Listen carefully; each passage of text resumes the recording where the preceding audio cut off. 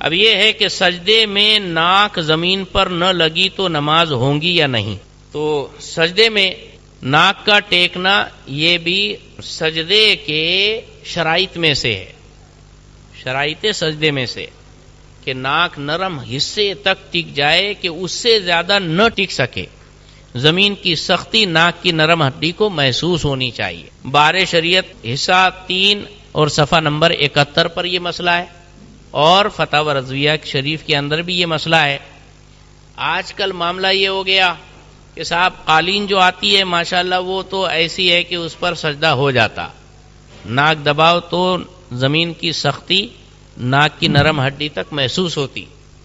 لیکن کچھ مسجدوں کے اندر کچھ لوگ اہل خیر حضرات موٹے موٹے فوم بچھا دیتے، فوم بولتے ہیں نا اس کو، ہٹ لون بچھا دیتے، تو وہ کچھ زیادہ ہی موٹے ہوتے ہیں، جس کی وجہ سے ناک کو کتنا کیوں نہ دبا لو زمین کی سختی محسوس نہیں ہوتی، اور انسان زیادہ دبانے جائے گا تو ناک بھی دکھتی، اوپر سے منہ بھی اندر ایسا فکس ہو جاتا زمین پر کہ بیچارہ کچھ سبحان ربی الاعلیٰ بھی نہیں پڑھ پاتا. صحیح بات ہے کہ نہیں؟ یہ گزرتی ہے سب پر لیکن کوئی بولتا نہیں. یہ غلط ہے. اتنا بھی موٹا ہٹ لون نہیں بچھانا چاہیے کہ جس کی وجہ سے ناک کی نرم ہڈی تک زمین کو نہ ٹک پائے نہ پہنچ پائے. تو اس کی تھکنیس کم سے کم ہو کہ بھئی زمین کی سختی گھٹنے کو نہ لگے، چبھے نہ، زمین کی کھڑبڑاہٹ محسوس نہ ہو. اس کے لیے کم سے کم تھکنیس کا آپ بچھاؤ. ایک دم موٹا موٹا 1-1 انچی اگر آدھا انچی بچھا دیتے اس میں یہ مسئلہ ہو جاتا، اور اس کے اوپر باقاعدہ قالین، پہلے ہی وہ موٹا اوپر سے قالین ایک الگ موٹا. تو یہ سراسر پورے نمازیوں کی نماز برباد ہوتی ہے، پوری مسجد کے نمازیوں کی نماز برباد ہوتی ہے.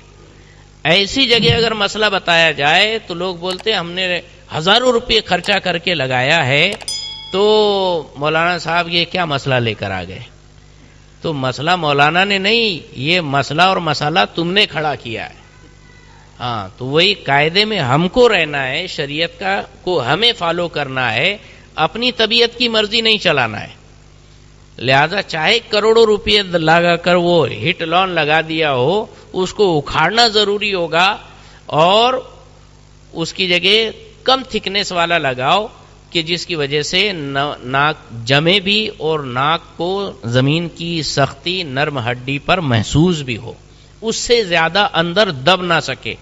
اتنا احتیاط کے ساتھ ہونا چاہیے. اور دوسری بات یہ کہ صاحب دیہاتوں کے اندر خاص طور پر حاجی لوگ حج سے واپس آئیں گے تو ہر حاجی ایک مصلی دے دیں گا، عمرے سے آیا ایک مصلی دے دیں گا. سب کی خواہش ہوتی کہ امام صاحب میرے مصلی پہ نماز پڑھے، سارے ایک پر ایک بچھا کر اس کے اوپر امام صاحب نماز پڑھاتے ہیں. وہ اتنا موٹا ہو جاتا ہے کہ امام کی ناکیں نہیں ٹک سکتی. تو امام کی نماز نہیں ہوئی تو پیچھے جماعت والوں کی کیا نماز ہوگی؟ تو یہ بات بھی ہونا چاہیے کہ مصلی بھی زیادہ ایسے لا کر سب دے دیے تو کوئی اپکار نہیں کرے. جب وقت آئے گا استعمال کریں گے، جب وقت ضرورت نہیں ہوگی تو نہیں استعمال کریں گے. ناراض ہونے کی ضرورت نہیں ہے کہ بھئی میں نے دیا مصلی، میرے مصلی پر ہی نماز ہونا چاہیے، سارے کی نمازیں برباد ہوگی، نہ امام کی ہوگی نہ پیچھے کسی کی ہوگی. لہذا یہ بھی زور زبردستی نہیں ہونی چاہیے. اور امام کے مصلی کی جگہ زیادہ سے زیادہ بس ایک ہی مصلی ہو تو بہت ہے، 10-15 مصلی ڈالنے کی ضرورت نہیں ہے.